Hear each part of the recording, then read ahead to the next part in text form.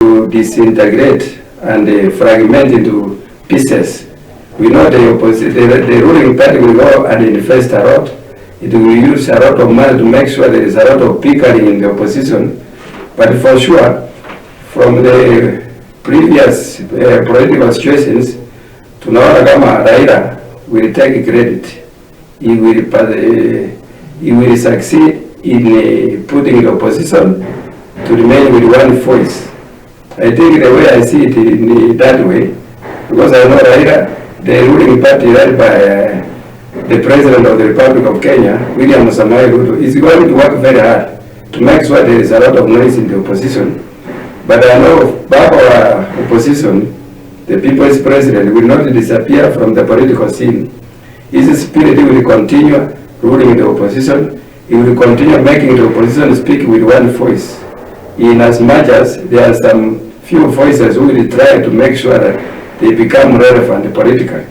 But for sure, Raila will take credit and will win the game.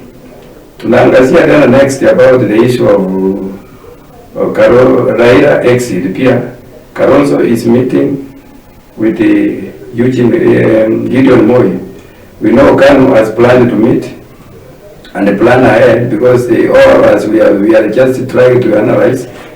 They are overseeing or seeing something that there is a gap, and for sure they are trying now. Kalonzo is just trying to make sure he becomes the leading figure in this kind of game, because that's why he's trying to meet Kanu and try to make some kind of agreement so that they can continue to make some formidable alliances as the political scene unfolds.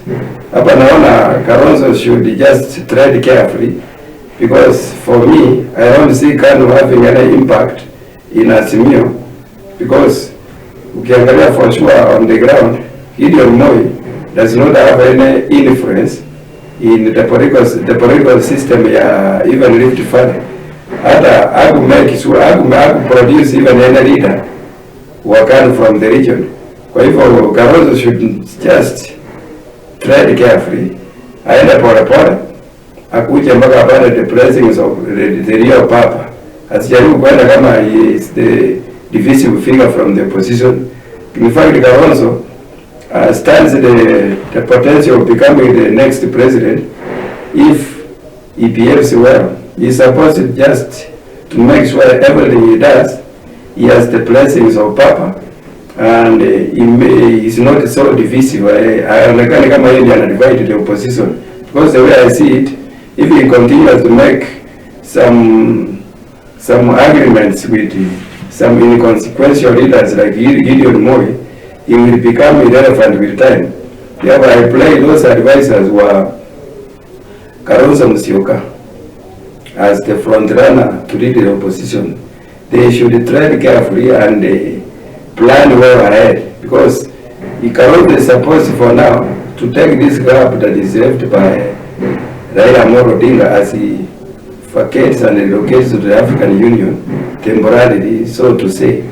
Therefore, Kalonzo here, according to me, sasa he should plan well. Hii mambo ya kujaribu kukutana na watu hawana hata kura inaonyesha kwamba it is just poor planning politically ahead.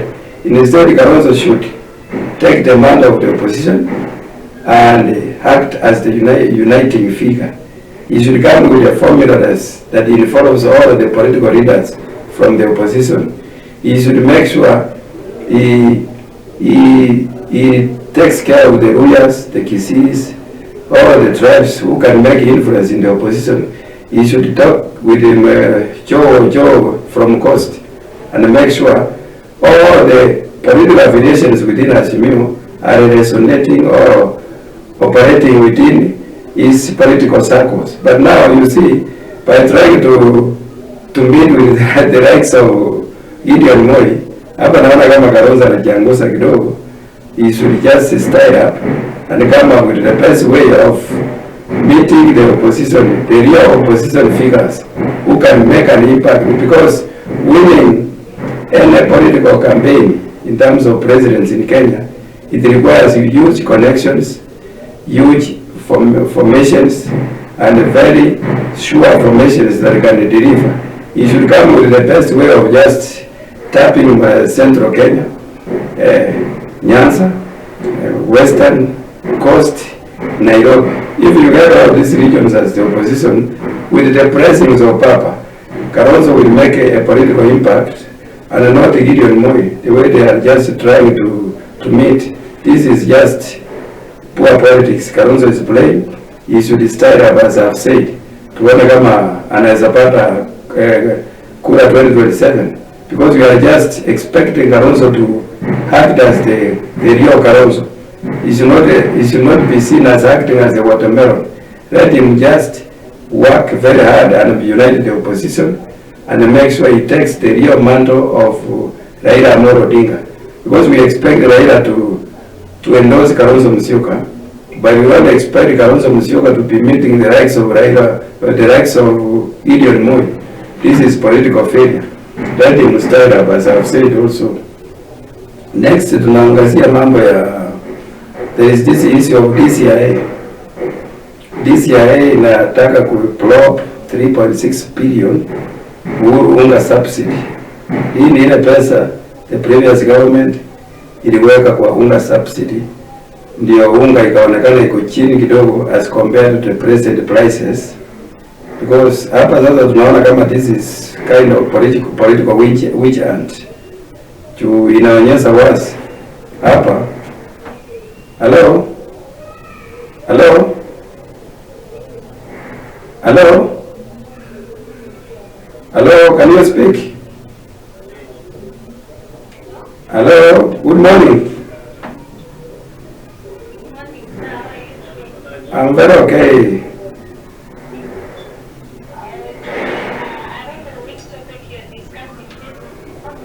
We are discussing various topics, right away from the exit of Raila Amolo Odinga, the meeting of Kalonzo Musyoka and Gideon Moi with the Kanu fraternity, the unga subsidy that is getting blocked from the previous government, 3.6 billion, and others. Can you speak your thought, please?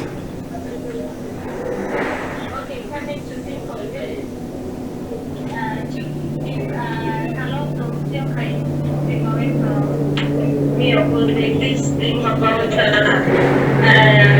Oka thing. It's like they're trying to revive the Oka and separating. It's like they're using a women and men. I don't think they're also succeeding, because for me, I've just said Kalonzo Musyoka is just failing politically if he's going that direction, because he cannot succeed in on that direction. It seems he has disappeared. We will continue with this issue of DCI to plop 6.3 billion Uhuru unga subsidy. According to me, I've just seen hii kitu ni kama political witch hunt, because it is quite clear during the regime of Uhuru Muigai Kenyatta there was unga subsidy, and the Kenyans hawakuwa wanalipa unga kubwa sana kama at the moment. Therefore, let them just continue with the investigation about the unga subsidy, as they will get no issue there to prosecute. Because I just wonder how DCI inafuata vitu kama hizi, and yet there is a lot of very many scandals that are happening present. They are supposed to investigate properly, tuone kama the present government inatumia pesa vizuri. There are those issues zimeripotiwa na control of budget. There were so many scandals ilionekana which were supposed to be to take place, and there are others taking place at the moment. We expect the DCI to investigate all issues surrounding the corruption situations in Kenya, tuone kama we can have credit on them. DCI in fact ndio imekaa sana mara mingi forget about the investigation, proper investigations. Kwa hivyo we expect them not to be used politically. Let them act independently as the constitution stipulates, so that if they get there was a scandal in the 6.3 billion unga subsidy during the regime of Uhuru, they should prosecute in accordance with the laws of Kenya, so that if there were people who stole, were taken, were responsible, and they were returned the lost money. But I believe they will be act professionally and make sure they are just investigating in terms within their jurisdiction and not for political motivations from any quarter. Therefore, we encourage DCI and to investigate so many corrupt scandals that are happening presently and not the previous ones only, because we have not seen them doing a lot of late. Therefore, we expect as things unfold to all the scandals right from the mambo ya hospitali, mambo ya NHIF, they are taken care of accordingly, so that tuone kama Wakenya wapoteze pesa, because Kenyans are suffering due to some political mischief, or the mischief of those who are in power, because they are eating a lot at the expense of the normal Kenyans. Kwa hivyo mimi nawaji they just continue and they should act objectively and take care of most of the scandals that are happening. Let me take this call. Hello? Morning, Sophie. Yeah, I was saying. Yeah.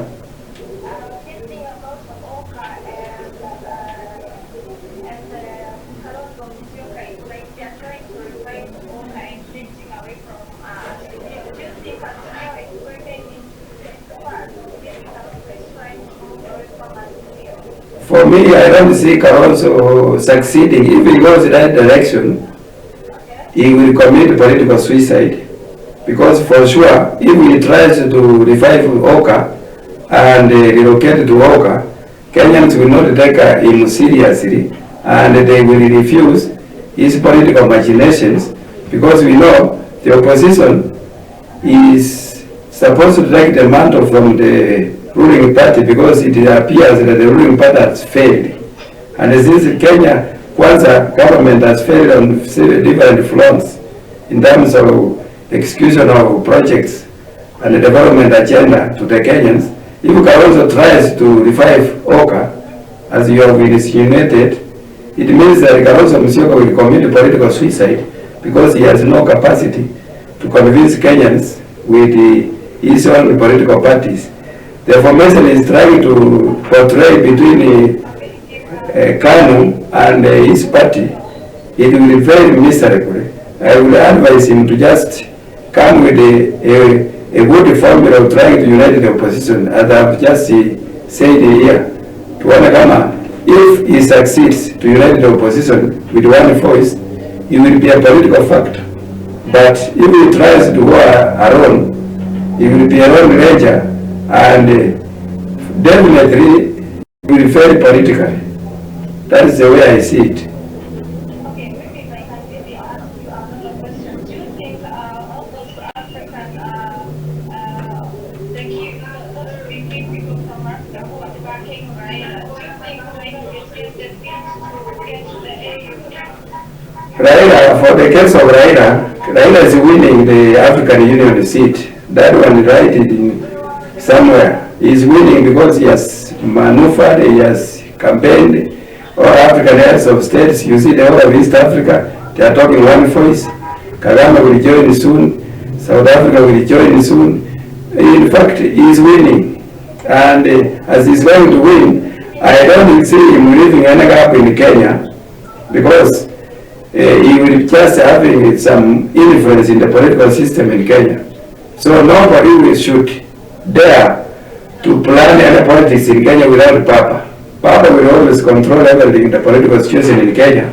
That one is there, and Kenyans must continue to be used to that, because we know he has been a father figure for the opposition in Kenya for a long time.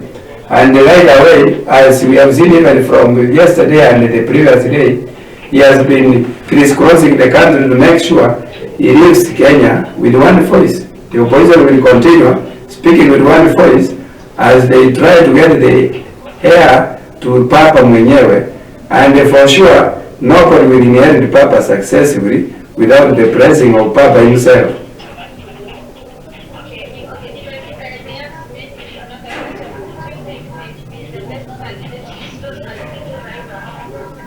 the best candidate to succeed Raila, for now, we are just watching the unfolding scenarios because there are so many potential candidates. There is Wycliffe Oparanya from Western, Simbarati from Kisii, even the rural community will produce theirs because they are consulting, because they must have their own spokesman. Ada Hassan Joe is there, Kalonzo Musyoka is there. Central Kenya will come with a formidable candidate because definitely Uhuru Muigai Kibaki will play a greater role in trying to endorse somebody from the region to make sure everything works. Because for sure, definitely the opposition is going to come up with a formula of trying to work as a united force. The divisions we are just seeing from the meetings of the likes of Kalonzo and Gideon Moi, these ones are inconsequential because we know Gideon does not have any political influence in Kenya other than the name of Moi himself, because the character of Gideon Moi does not even influence anything. Though I can see somebody from that region, Chance Keter, will just, the younger Keter will take over from the Rift Valley because he's very focal. He seems to be focused politically in terms of opposing the ruling of the Kenya Kwanza government. Kwa hivyo hapa tunaona for now it will take time before we endorse somebody who is very capable.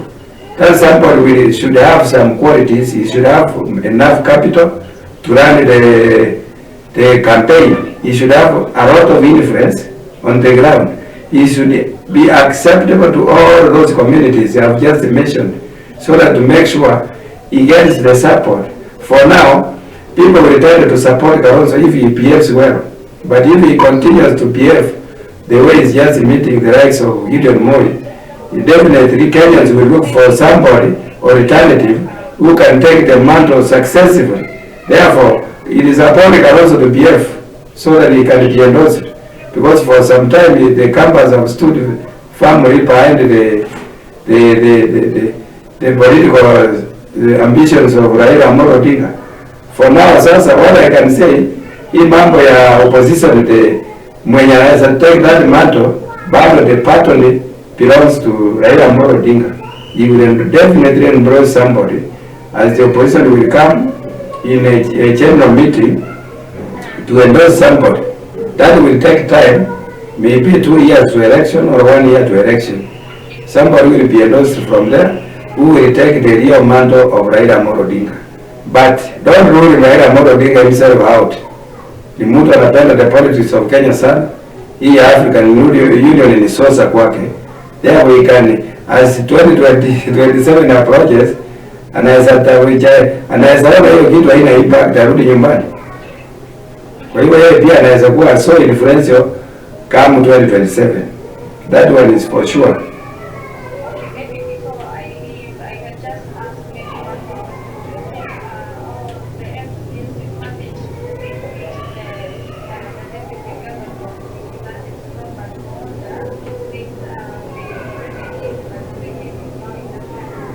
About the impeachment of Robert Monda, the deputy governor of Kisii, I think yesterday they succeeded in passing the motion.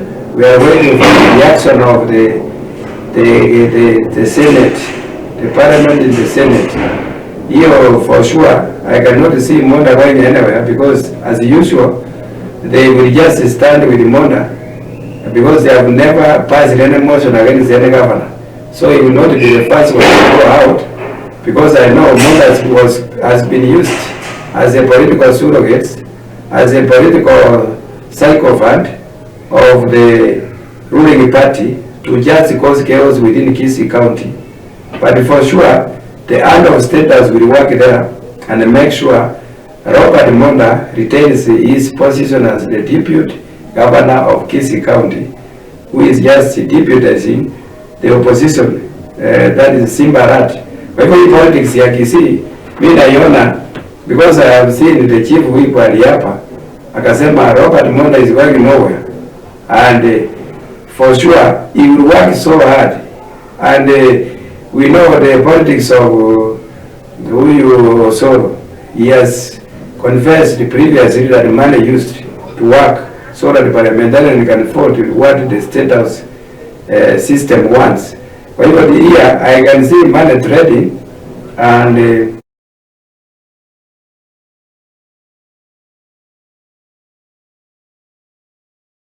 will retain his position. That is the position for now. Kwa hivyo hiyo mimi naona let us just wait for the Senate to act, but definitely Robert Mondo is not going anywhere according to me. Asante sana Sophie. Mimi naona sasa next tutaongea mambo ya Kalonzo Musyoka hapa, Top African Parking Raila for key jobs. Ya tuongea hiyo sasa for 1 minute because tungeongea mambo ya Kalonzo akitoroka Azimio, hiyo tumeongea already, we have just spoken. Kuna hii issue ya Top African Parking Raila for key African jobs. This one is very clear. As I've just said earlier, tumeona recently he met Yoweri Museveni in Uganda with his cows, na tukaona Museveni amemwendorse na the president of Tanzania alimwendorse. We expect Kagame to do the same. We expect everything throughout the rights of Obasanjo are just networking. So Top African leaders are packing Raila Amolo Odinga, that is for sure. He's winning this seat. Now he will become the chief of African Union. To honor how he will make an impact in the world from that position. Because we know Raila is a very aggressive figure who works fearlessly to make sure the African situation is taken care of in the world map. Kwa hivyo mimi hapa naona kama kwanza President William Ruto amemsupport sana because hataki kumuona in the political system in Kenya. That is why he's also working very hard to make sure baba ameondoka Kenya, but najua baba ni mjanja. Kwa hivyo kwa sababu ya time, na mimi naona mwenzangu ameniambia time imeisha, naomba tumalizie hapo, tukutane siku ya Monday na Wakenya waje tufanye kazi na bidii, tuone kama tutamaliza hii mkondo ngumu between now and 2027. Najua tunanyanyaswa, but things will improve. Kwa hivyo mimi nasema wacha tumalizie hiyo kipindi yetu hapo leo until Monday morning, wakati tutakuwa na wenzangu tuchambue hii maneno yenye itakuwa kwa hiyo siku, na waaga na waambia kwa heri na asante kwa kunisikiza na kunitazama.